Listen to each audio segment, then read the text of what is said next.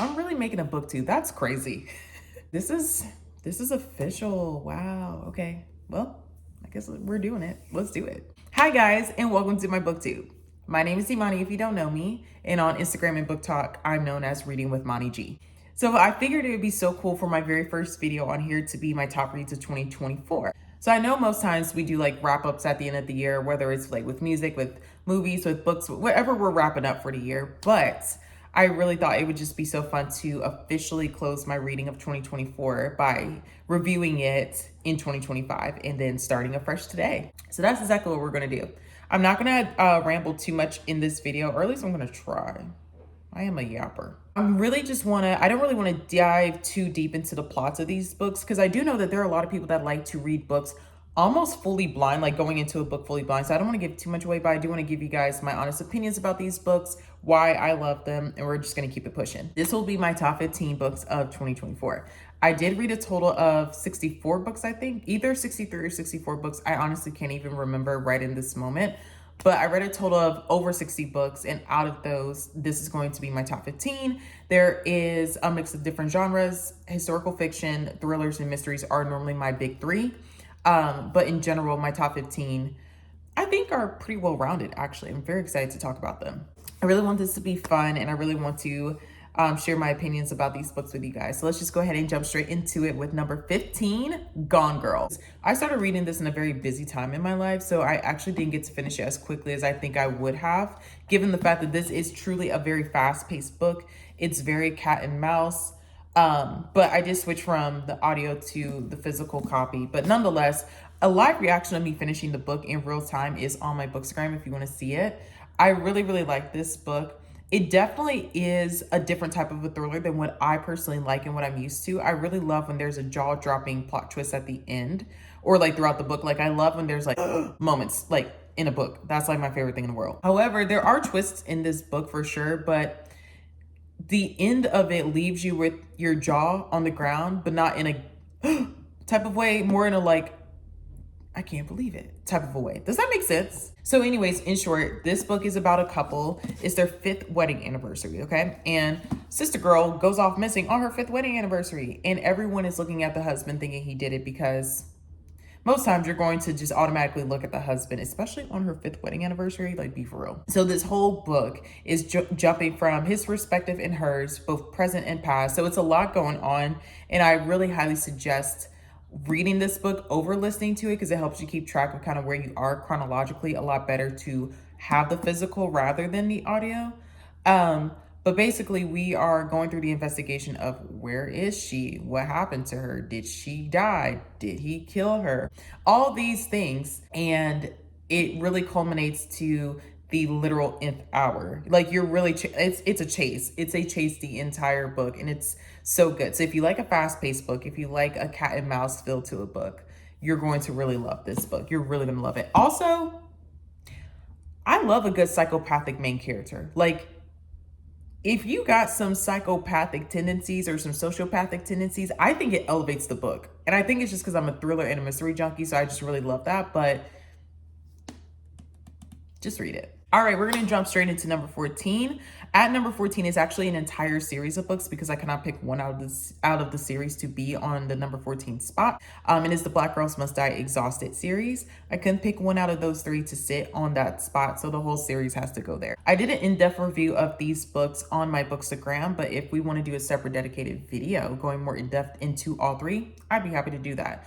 This book is a love letter to Black women, and it is a series of affirming and validating Black women taking up space, Black women struggling with the concept of your personal goals versus the goals that your family, your friends, and society wants for you, having to really find that delicate balance of staying true to yourself, but also fighting against what society wants for you, but also embracing it.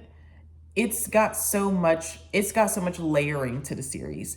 So we're following this lady. I want to call her Girl Sabat, but she's not a girl, she's a whole woman. And she's just going through different life situations that we all go through. It's a very normal setting. It's a very normal book, very normal characters. There's nothing spectacular about them. And that's what makes this book so spectacular. They're also normal. They're so relatable. Her family, her friends, like everything. She's going through like job changes, wanting to get promotions, having to fight against people that have more natural privilege than she does, whether that's seniority in her company or they're white or they're male. Like, she's going through all these things, including like family issues and, you know, dealing with elderly family members and just different dynamics. And her growth and her having to come to terms with so many life lessons just makes you feel like you have a friend in her. And it's just such a good series. I flew through that series. I think I read them back to back to back, if I recall correctly. I may have read like a book here or there in between those books, but I like finished that series like rather fast because I was so invested. I was like, oh my gosh, sis, what are we doing next? What's happening? So good. Highly recommend it. I cannot wait to have the physical books in my library because that's definitely going to be a reread. I highly recommend it. All right, number 13 on my list is a book called A Little Magic. And so shout out to my roommate and best friend, Sydney. She actually got me this book and I read it in the summertime. On my Instagram, there's a reel of me summarizing my 12-hour readathon. And I actually read this book during the readathon.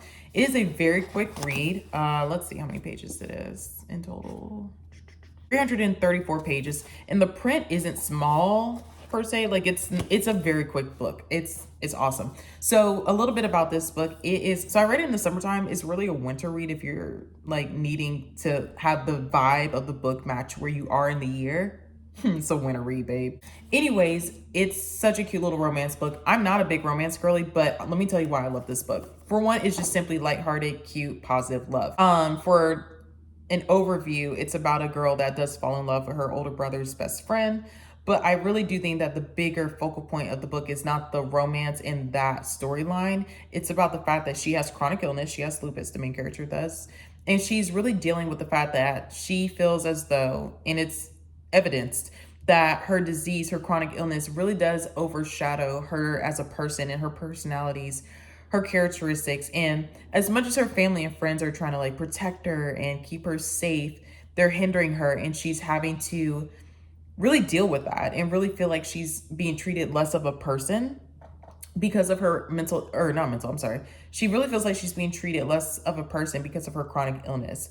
And that's really the bigger focal point of this book, and that's what really drew me to put this in my top 15, because I love the fact that this book took the time to say and encourage people to, as family and friends of people that may have chronic illnesses, please remember that they're human. They deserve love. They deserve respect. They deserve autonomy. They deserve independence, self-determination, all the things. And they can have their own lives and live their own dreams out, even with chronic illnesses. And so I was so inspired by the main character. I just think that her growth, trying to care for herself and really be her own person, was really what got me to love this book. The romance of it is absolutely beautiful. Like, it's such a cute book again, but I do think that that is the bigger part of this book. That is the overarching love of the book. So yeah, if you really want a good, cute, lighthearted holiday read, this is definitely going to be a good one. They celebrate Hanukkah in the book, so it's definitely a holiday time book. Like I said, I read it in the summertime, but you can read it any year. But again, vibe-wise, it's definitely a winter read. It was definitely one of my 5 stars for the year. I could not recommend this book anymore to y'all. All right, on to number 12. So I want to do a deep dive into this series as a whole once I finish the entire series. I have one more book left in the series. Well, that has already come out yet. But it is Hooked by Emily McIntire. So this is part of the Never After series. It is, oh my gosh, in my opinion, I've seen this book more than the others in the series on people's bookstagrams and book talks. So I'm assuming that the popular opinion is that this is the best one out of the series. If that is true, I would also have to agree. I loved all of the books, but I do think that this one was my favorite. These are retellings of stories that we all grew up with. So Hooked is based off of Peter Pan. And then the other books in the series are based off of other stories, and we'll kind of deep dive into that in a separate video later on. However, this one is the love story about Hook and Wendy. And I think that it was just so well written. I think it's got the perfect balance of dark while still keeping some of that fun, warm nostalgia of the story of Peter Pan. But yet it's a dark romance. It's a really good balance. Emily McIntire is that girl. She writes some really good books. Again, I've read all of them so far. She just came out with Hexed. That one's based off of The Little Mermaid. So I definitely would have to get my hands on that one. And these covers are so good. Look, I'm telling y'all, I judge books by their covers. I don't care. Judge me. I don't care. I don't care. I don't care. I love the cover. She actually just came out with the collector's edition. I really want it.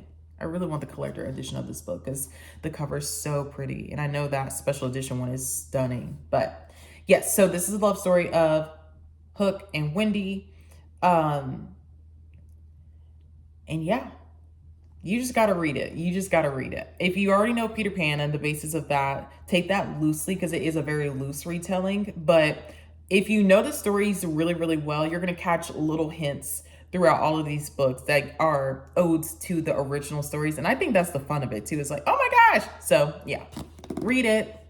Recently, my roommate and I did a 24-hour readathon. That reel is on my Instagram, and that full vlog will be here on the booktube very, very, very soon. I'm very excited for that video because that was chaotic.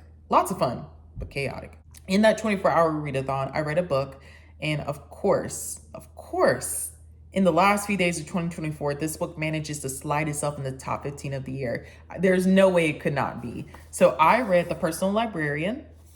This is a historical fiction. Fun fact about Imani, I love historical fiction, okay? Love it. I will eat it up. I love some historical fiction. To make the long story short, this book is about a young woman named Belle, and she is a Black woman. However, her mom chooses to raise her and her siblings as white because they can pass for white. So her success as JP Morgan's personal librarian is built off of the fact that she is known, quote unquote, as a white woman. However, as we progress through the book, we're learning about her journey to success, but it also comes with so many consequences and so many identity crises and a lot of family issues that come up because of her journey to success. And I just think it's just an amazing, it's such a good book. It's truly good because Belle is really struggling with the fact that yes, she's successful, and yes, she pretty much did exactly what her mom was hoping would happen. And that's that her and her brothers and sisters would all have good lives. But it's because they had to hide the biggest part of themselves, and it's that they're Black. I can't remember off the top of my head when this is set. Okay, so early 1900s, that's what I thought. Chapter 1 literally starts on November 28th, 1905. Okay, so I did the immersive reading approach with this book. I had the audiobook on Libby while I was reading this. I was locked in. I was sucked in. This is fantastic. Easily a 5-star read. I have not gone in depth about this one yet on my Bookstagram because I just simply didn't have time because I literally just finished this a few days ago, but I really want to and just have a separate video talking about this as well. This would be a good book club book as well. There is a small section in the back of the book that has some questions that you can kind of discuss if you want to have a discussion about the book. But I think it's really, really good for book clubs. If you guys are looking for a book club read, this would be a very, very good one. It is about 334-ish, am I right? 334 pages long. The print is a little small, not a little. I mean, I think it's normal maybe. But there is a lot that happens. So it's not literally a fly-through book. It is a quick read if you're locked in, but it's not necessarily a fly-through book because a lot happens on each page. Like you have to really take a lot in per page. But fascinating book. Absolutely beautiful storyline. Yeah, I love it. Okay, so the next few books in my lineup are actually books I don't have yet in person. Only because these were library reads. I either got them from my Libby app or I listened to them on Audible or Libby. Pretty much at this point, most of these books I'm going to talk about, I read on Libby, which is my new favorite app in the whole wide world. So if you don't have Libby, get it. I will talk about it more in depth at some point in time if y'all want me to. But if you can, get the Libby app. It's a game changer. So with that being said, we have now hit the top 10. And for number 10 on my list, going to be The Teacher by Freida McFadden. So if you know me, you know Freida McFadden is one of my favorite authors. I love her writing style. I love the quickness of her books. I love the plot twists. Like if you're in the mood for a very quick paced, like jaw-dropping plot twist, you don't know what's happening on each page type of a thriller, Freida's your girl. So The Teacher was oh my God, that was good. That was good. I did do a review on this one on the Bookstagram, so you can definitely see this one as well. But this was good, okay? So it centers around a high school girl. Her name is Addie, I believe.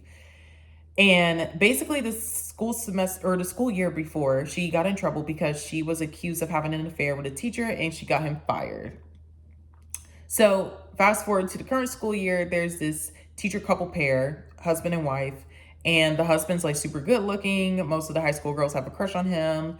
And the wife is pretty much convinced that this Addie girl is going to fall for her husband because she, in her mind, is like of the belief that Addie did indeed have an affair with the teacher from the previous year. So she's just convinced like, oh my gosh, Addie's going to come after her husband, all these things. So Eve is like paranoid. Eve is the wife because Addie is in both Eve's class and her husband. I think his name is Nate.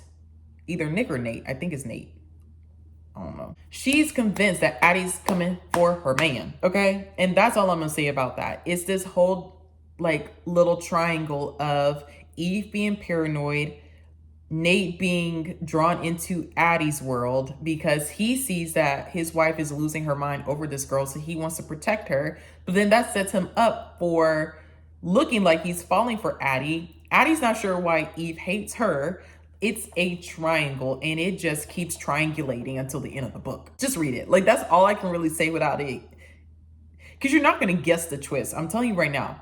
But I want you to go in as blind as possible. So that's what I'm going to leave you with. Number 9 is The Spellshop. What an amazing book. Oh my goodness. This book was so beautifully written. It was so descriptive. The book itself, cover-wise, stunning. It would be a great addition to anyone's library. I can't wait to get my hands on it. Actually, my copy should be getting here very, very soon. I'm very excited to just have it in my library. The Spellshop is about a young woman who flees the city because there's a lot of political elements going on. Mind you, let me start over and say that this is very dystopian. These are not human creatures. It's kind of giving Avatar and what's like a fairy creature-y type of I don't know, the words escape me at the moment, but it's dystopian, that's for sure. But the point is, homegirl has to flee the city. She lives in a library, and there's just a lot of political turmoil going on, and the library is seized. It's going up in flames, so she has to escape with her talking plant named Cass. Yes, there's a talking plant. So her and Cass take a ship. They go back to her hometown, which is an island, and she's not exactly welcomed with open arms because the people are a little wary of those that are in the city because the politics and those that live in the city, everything surrounding that is pulling away resources from the island surrounding, and it's causing the quality of life to decrease. So they're a little wary of why she's back. They're a little distrusting, but the town comes to open their arms back to her and love on her. However, because she has spell books, she's trying to save her hometown by using spells, but magic is illegal. As part of the political problems is what should be legal, what's not, all these things. And that is why the islands are suffering because of the turmoil. And so now the townspeople are catching on to the fact that things are changing and getting better since her arrival. And they're wondering, is she using magic? Why are they getting in trouble? Should they trust her? All of these things.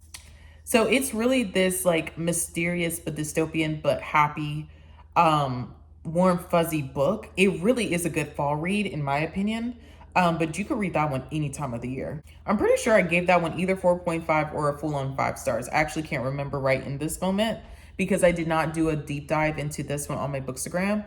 Because this one was one of my last books that I read of 2024, so I didn't get a chance to like do a full review of it, but it is so precious. If you need a book that's very cozy, but yet has elements of mystery and just has a lot of adventure. That's really the word. It's a very adventurous book, and it has a romance component to it as well. So if you want that kind of a mixing pot of different genres, the Spellshop is a perfect book because it has a little bit of everything, and it is just such a cute book. Like it's adorable. Like that's the best word to describe it. I really, really loved it. I would also recommend this book if you're ever in like a reading slump, or if you're just having like a bad time in life. Like if your mood has just been down, read this book because it definitely will pick you right back up. It's so lighthearted, and so it's just such a good book. Highly recommend. Next, we're at number 8 with Hello Beautiful. So shout out to my friend Anja. Hey girl, hey. She recommended this book to me. She was actually reading the physical copy of this book, and she was talking about it, and she wasn't done with the book yet, but I was just intrigued by the cover. I was intrigued by her thoughts on the book thus far at her point of reading it. And I was instantly like, I need to find it. So I went on my Libby app. I put in a hold for both the audiobook and the ebook. The audiobook came available first, so I actually listened to the entire thing.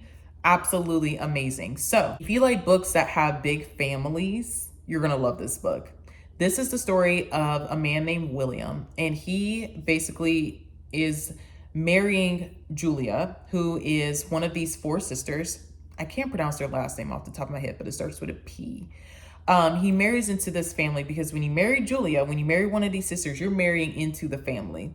So he is coming into this big, beautiful Italian family that has four sisters, mom and dad. They're all very close, inseparable. The sisters are gelled like glue. It's such a jarring thing for William to experience because he grew up where his parents literally paid him no attention. They did not nurture him. They did not give him any sort of a love, any affection. So he really was devoid of all these things.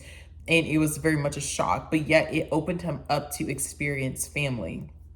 With that though, as him and Julia are growing up, they are also having to realize the faults within themselves and the voids that they have. And while they think the other can fill these voids, they can't.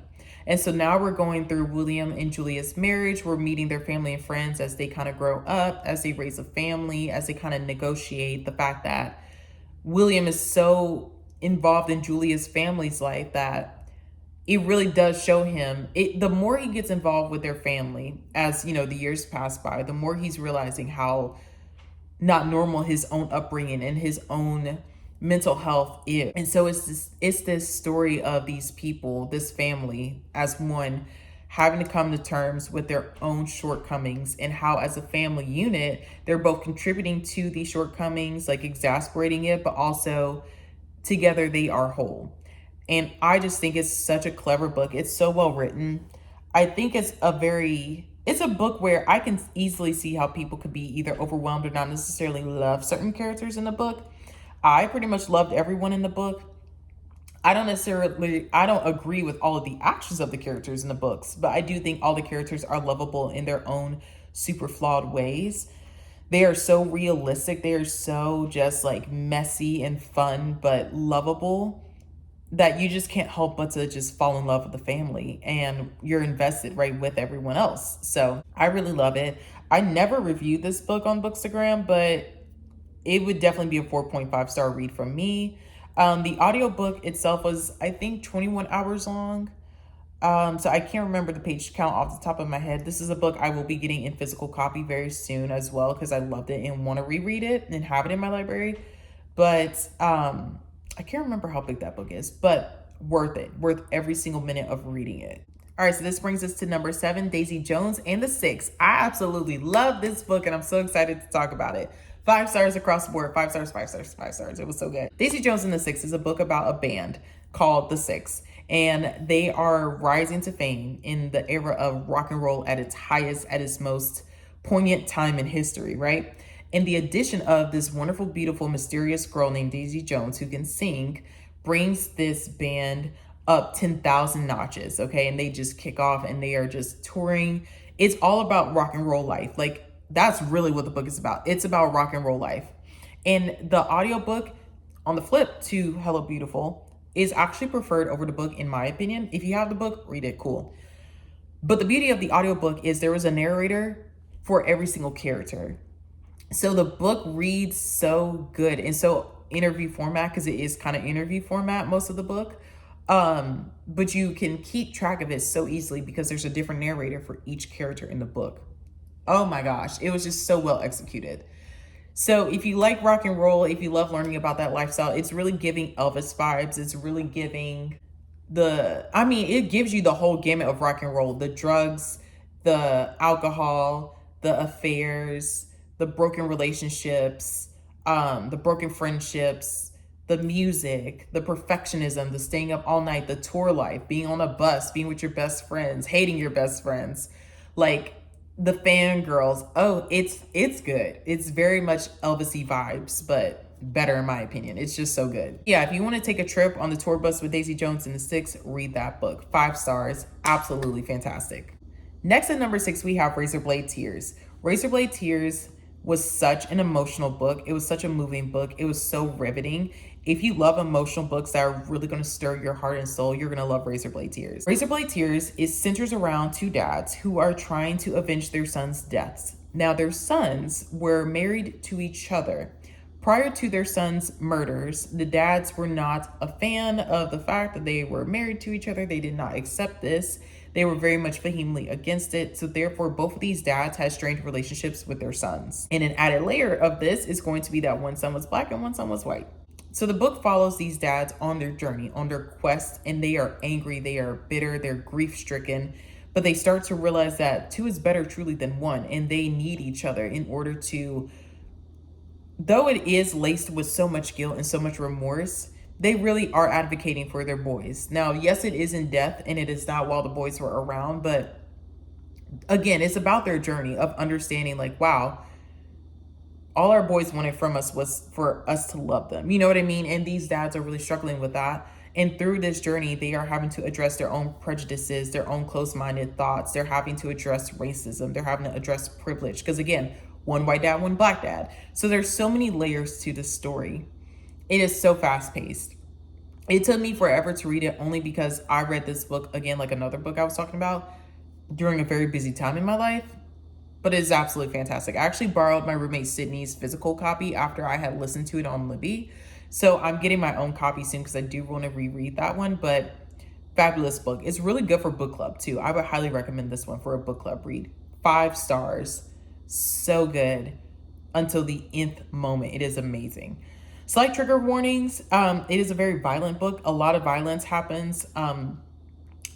So if you're not one that likes to read about a lot of violence, this might make you a little bit uncomfortable, but it makes sense for the book. Like it makes sense. I don't think it's overkill. I really do think it's spot on. It wasn't a problem for me, but I do know some people may be a little iffy about that. So just giving you a heads up. Crazy. We're in the top 5 now. Woo! Okay, let's do it. For my 5th book, my 5th top read of the year, that spot is going to go to The Ministry of Time. If you like time travel, in fact, raise your hand if you're a Whovian. Yes, I'm a Whovian. Loki. If you like Loki from Marvel, you're going to love this book. Barack Obama actually talked about this being one of his top reads as well. I think of 2023, I want to say. But nonetheless, it was a fabulous book. I cannot wait to get my hands on this book because I actually read this one on Libby as well. I cannot wait. So fun fact, I'm actually getting the hardback and the paperback version of this book because I want to have a hardback, just a clean hardback for my library. And I want to have a paperback because I want to annotate this book. There were some gems in this book. It is so well written. There were some things that were said in that book that I'm like, I got to highlight that once I get it in my library. If you like complex storylines or if you can handle it, this is going to be a good book. So we're learning about these people. They are called transplants. I'm getting them confused with what the title was of the people that are in present day. Let me not make this complex. There are people that are in our present world that were pulled from their eras of time. So you have people from the 1800s, you have people from the 1900s, you have people from different notable eras in different countries all over the world being pulled from their eras and brought to present day. And yes, they were dead. So they were literally brought to life, brought to the present. And they are being observed to see, can they handle society in present day? Can they handle even being pulled from time? Like, can time itself survive? Literally almost knitting upon itself because you're pulling people from, I mean, the past, not just like last week past, but like hundreds of years ago. We're having to see, like, can that survive or is it going to implode upon itself? And how can these people that died long before, I mean, some of these people did not even know what like cars were or electricity were. Can they survive having to learn the evolution of thousands of years or even hundreds of years, depending on where they were brought in, of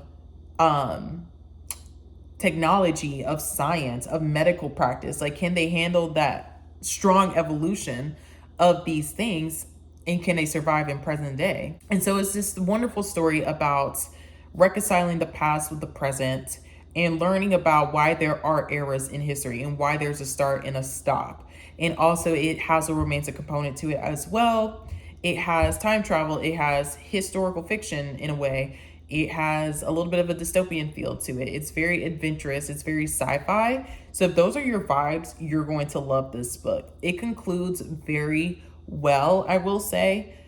But if you're paying attention, if you follow the book very, very, very well, you're going to absolutely love this book. It's definitely not a good listening book if you have it on audio. I would actually not recommend it on audio, but it was still super enjoyable. Like, it was not a chore to read this book. It was fantastic. Okay, number 4 for our top reads of the year is going to be the Bookeaters. Shout out to Jason, one of my close friends, for recommending this to me.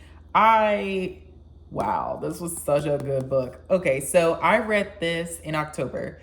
And let me tell you something. If you need an October read, you better read this in October. Like, this was fantastic. Obviously, read this book anytime you want to. Like, it's a free country. Read it when you want. But if you want to go off the vibes, it's very much October vibes. It's spooky time, Halloween vibes. But wow, this was a good book, okay? This was so good. Let's just talk about it. 5 stars across the board from me. This is a very quick read. This book is not even 300 pages long. The print is very small, I will say, but even with that, like, it's a fast-paced book. I had no trouble finishing this rather fast, actually. So this book is about a creature group, for lack of better words, called the Bookeaters. And the Bookeaters, as you can tell by the title, is pretty self-explanatory. They eat books. They do not eat food, they eat books. But what's cool about them is the books that they eat, they ingest that information. And so part of it, well, it's a lot of nuances to this, and so you will have to read it to kind of understand, like, the types of books they read and what it does for them and, like, all these things, because literally books are their nutrition. There is a type of creature group that feeds off of human brains, and they are treated very much like, I don't know what the word is, but they're typically killed off, in short. So we meet this young lady named Devin, who is a book eater, and she, in long story short, births a brain eater. I can't remember what the technical, in fact, hold on, let me look it up real quick. What are they called? Because they're not called brain eaters. Or are they called brain eaters? I literally cannot, what is their term? Crap. Anyways, while I'm looking for the term of this book is about Devin trying to protect her son, who eats human brains, because typically they are killed off, or they are more so animalized and subjected to, like, and used more like as a servant. Like, they are basically treated very much lesser than. But she believes that because this is her child, and there is a cure for anyone born with need to eat human brains, because it's very vampire-like. Like, they will literally, like, go crazy if they don't eat brains unless they have this cure that she's looking for. And she wants him to live a normal life. She does believe that you are more than what you are, for lack of better phrasing. And so she's trying to save her son. So it's this journey of her trying to get the cure for her son and save him from potentially being killed because he eats brains. Now, I know the way I just described that sounds real odd, but there's so many underlining stories and motifs and themes that I think are so important here. First of all, is the fact that there's a power imbalance here. Like, we are literally looking at a lot of situations here that are exasperated because of the presence of privilege. You're looking at the fact that there's a lot of family legacy and family, like, origin, and, you know, the principle that Devin is supposed to be, like, the next heir, and she's supposed to do all these great things, because being a girl book eater is very rare, actually. So she's held in such high regard, and she basically gives up a life of privilege and safety to protect her son. And it is just such a beautiful book. But I will also give some trigger warnings about this book. If you're a little squeamish, if you don't typically read books that have, like, creatures such as, like, werewolves and vampires that, you know, do werewolf and vampire-y things, you might be a little caught off guard by some of the things that happen in this book. Also, hear what I just said. He eats brains. You're gonna know how he eats those brains in this book. I don't know, it was a good book. Like, I'm not trying to scare anyone at all, but I just want you guys to be aware that, like, it gets a little graphic at times. I believe we're already in top 3. This is wild. Okay, so my third favorite book of the entire year is One Italian Summer. This is a book I recommend all over the place. When people are asking me for, like, a rec just right off the top of my head, where I don't have to explain too much, I'm going to say One Italian Summer. This book I read so daggone fast. Oh my gosh, it was so good. This book is not even 200, I think it's like right over 250 pages long. Like, the print is rather big. It's not a whole lot of pages or words per page, about 250 pages. You can read this in a day. Like, this is a very quick read. Most books, when it's a love book, is a romantic interest. This is about the love story between a mother and her daughter. And it is about the fact that they are the best of friends. They are each other's soulmate. They do everything together. However, daughter just lost mom. So we start this book off right on the heels of Katie, who is the daughter, losing her mom, who is Carol. And Katie is just so distraught because, like I said, soulmates, best friends. Like, Katie did not understand what life is supposed to look like without her mom. And unfortunately, she's in a place where she has to figure it out so abruptly too. So they were planning on going to this trip in Italy. Obviously, her mom no longer can go because she has now passed away. Katie struggles with still going on this trip. Her husband and her dad convince her to go, so she still goes. And while she's in Italy, she's transported back in time, where she is there the same summer her mother was there previously, because her mother wanted to take her daughter there as like this was my favorite place in the world. I have to bring my daughter, my favorite person, to this place. So Katie is actually transported to the summer where her mother was first there. So she is on this trip with her mom, but it is in the past, and Carol does not understand that this is her daughter in the future. And they go on this adventure more so as friends than as a mother and daughter. But that gives Katie an opportunity to meet her mom in a whole different way, understand what her life was like before Katie, and have a deeper sense of appreciation for her mother. Now, there's a lot more that happens in this book that I'm not going to dive into, but that is pretty much straightforward what the book is about. It is so magical. It literally says it's magical on the back of the book, but it is. It's so magical. It's so cute. It's so warm and heartwarming. If you need a good heartwarming book, if you want to break from like a typical love story plot, like that storyline, this is fabulous. Like, please pick this up and try it. Like, you will not regret it. It is so good. Like, seriously, this is going to be my number one rec for all the time. Like, off the top of my head, 5 stars, I'm going to tell you to read One Italian Summer without any questions asked. So good. So that leaves me with number 1 and number 2 of 2024. Now, I want to tell you this before I get into them. They are by the same author, because quite literally it came down to where I really didn't know what would be 1 and 2 actually of these 2 books, because I loved them so much simultaneously. But after sitting with it for some time, it actually became very clear to me what would be 1 and 2 based off of like my thoughts about the books. So here we are. Number 2 of 2024 is going to be The Yellow Wife by Sadeqa Johnson. Now, the reason why I want to take a minute and also just really zone in on the author is because I really do believe that she is probably one of the best authors I've ever read books by. Her way of doing research and building upon what she's read and using that to make wonderful books is a talent. Like, she's so good at what she does. And so I just want to take a minute and say that is why my number 1 and number 2 books are by the same author. Is because literally, to me, she is like my favorite author of the year. And there was just no way to talk about these 2 books without talking about her as well. It is about a young woman who grows up on this plantation. She is favored by the master, so she ends up being able to work in the house a lot. She's protected from a lot that goes on in the house because the master favors her. However, eventually she does get sold, and when she gets sold, she gets taken to this place where she realizes she can actually leverage herself and kind of keep herself as protected as possible because of her skin color, which brings us to the title.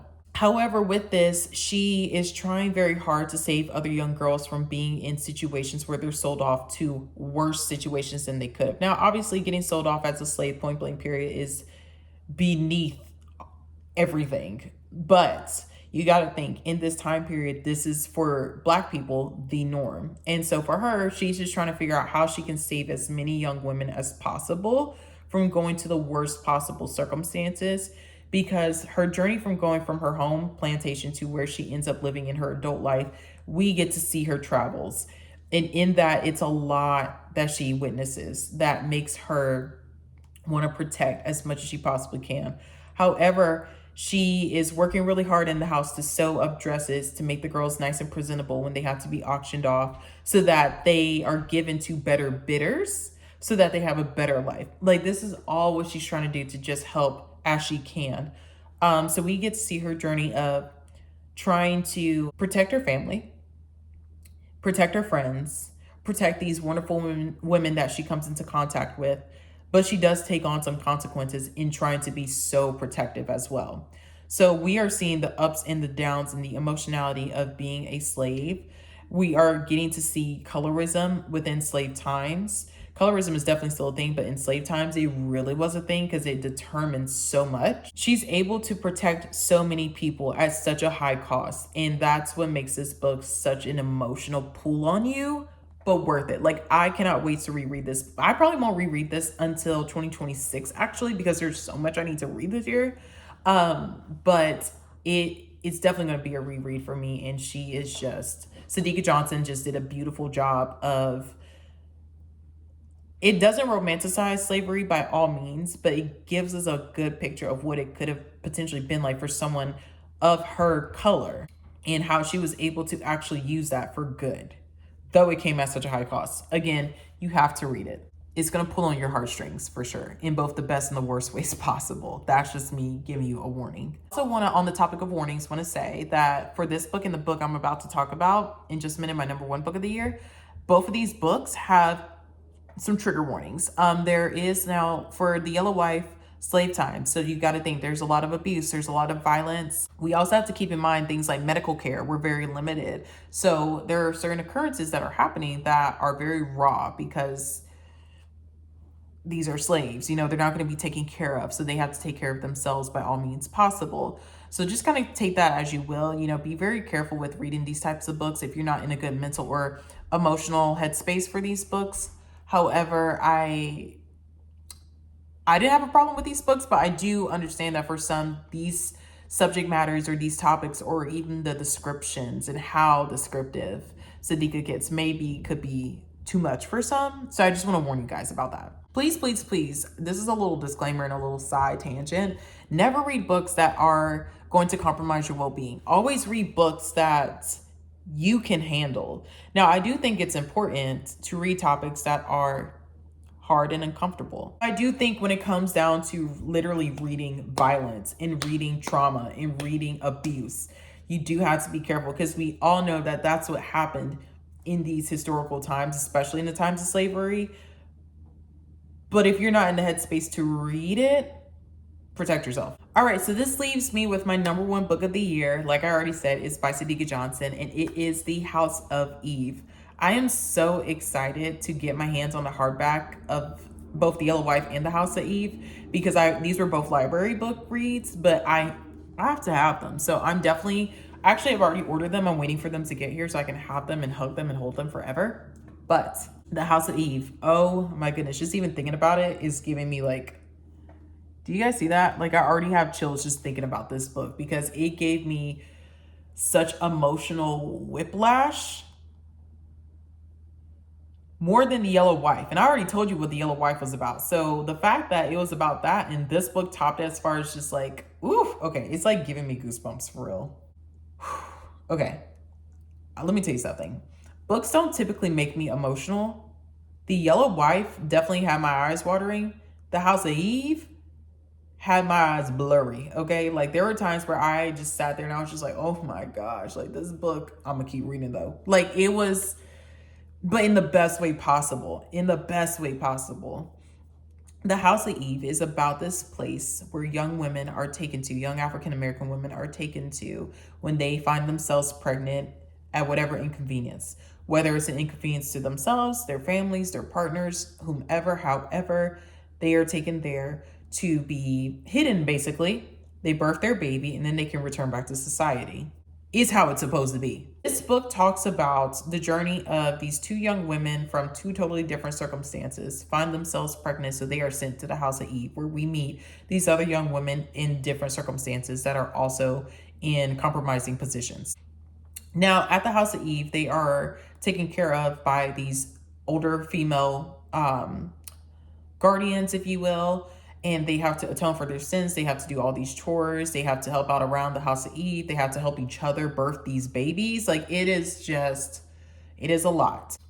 And it's going to pull on your heartstrings because you have to think, These women are at the House of Eve for many different reasons. It could be the R word, it could be assault, it could be within family relations. It's so many different reasons. It could be teenage pregnancy. It could be, oh, this is the daughter of a religious family and we can't have the pastor's daughter being a teenager and pregnant, so she has to leave. It is just so good. And so we follow the journey of these young women throughout their pregnancies, at their stay in the House of Eve, and what comes of that when they do leave. Now, all of them have left by the time some do leave. So you are sitting there just trying to wonder, like, oh my gosh, what happens to them? Like, it's so much that happens, and you just get drawn in and sucked in and attached to all these girls. Like, you're just wondering what happens to all of them. So I know there is a novella called Fallen Grace that does follow one of the characters outside of the House of Eve a little bit further. Highly recommend that if you want to read it just to get some more out of this book. It's a really good novella. But yes, House of Eve was just fantastic. Trigger warnings. So I just told you that this is about a house full of pregnant teenagers. Not all of them are teenagers, actually. Some of them are, no, I think they all are teenagers, like anywhere from like 15 to like 20. The point is, I just want to warn you that the triggers in this book, trigger warnings, are going to be abuse again, just like the Yellow Wife, like I said.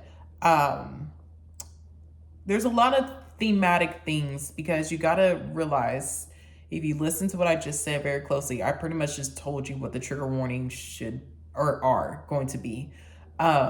There is a lot of talk about abuse when these girls are telling their backstories and how they ended up there. They're going to recount like how they got pregnant and all these things, and you know, the emotional attachment to their partners that deserted them when they found out they were pregnant. Like, there's a lot of emotional triggers. There's a lot of, the themes are just very graphic and heavy at times.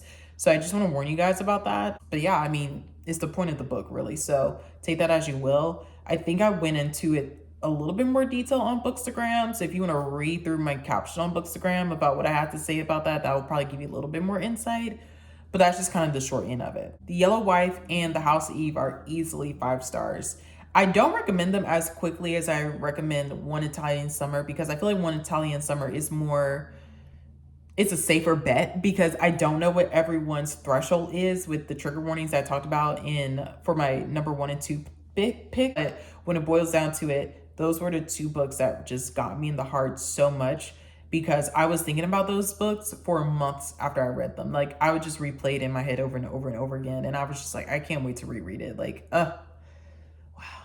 That was just such a good experience to read those books, you know. And I'm not saying that to say like the books themselves were happy or anything like that. But what I'm trying to say is like the principles of these books, the empowerment of these books, the writing. And you have to appreciate someone that can write a good book, even if it's not a happy ending. And that's what the House of Eve is, and that's what the Yellow Wife is. It's not the happiest of endings, but also not the worst of endings either, you know. But it's the journey, it's the experience, it's the characters, you know. And wow, those are good books. So yeah, friends, these were my top reads for 2024. I hope you guys enjoyed this video. I'm so excited for my journey on BookTube. I'm very, very thankful to my friends for pushing me to do this. I would not have done this otherwise. My friends and family for pushing me to do this. But I'm very excited for this journey. We're going to have such a good time. And yeah, I hope you guys have a happy new year. It is January 1st, 2025 right now. So I hope you guys have an amazing new year. I hope this year brings everything that you are praying and hoping for. I wish you guys nothing but the best.